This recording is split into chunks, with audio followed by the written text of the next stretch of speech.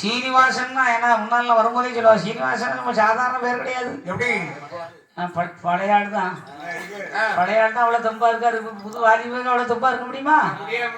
ஏ அப்பா அண்ணு பார்த்தவனே அப்படியே இருக்காரு ஐயா. நல்லா இருக்கட்டும், ஆயுஷோட ஆண்ட முன்னேற்று நல்லா இருக்கட்டும். நம்ம ரசிகர் தான். என்னைக்கு இப்படியே இருக்கணும். ஆனா வீட்டம்மா தான் தொடங்கியிருக்கா. அவ்வளோ இல்லையோ பாவம், இல்லையோ பாவம். அண்ணன் தம்பி இருந்தாவ மாணிக்க வாசகன் நடார். சரி, நல்ல பேர் வச்சிருக்கா பாருங்க.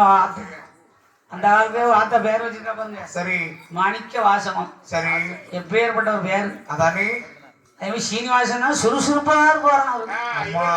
சொல்லுவாரு. அதே மாதிரி இன்னைக்கு அதே சுறுசுறுப்பான நட இருக்கு. சரி ஐயா, புண்ணியத்துல நல்லா இருக்கட்டும் ஐயா.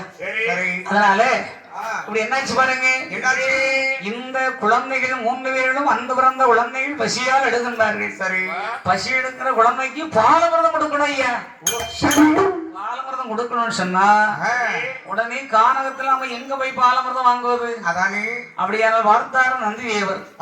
தேவன் ஆட்டில் இருக்க வேண்டிய தெய்வ பசுவை விவரங்கள் சொல்லி அந்த பசுவாக எப்படி வருகின்றது? ஆனால் எப்படி வருகின்றது? அது சொல்றது சிந்தாமணியே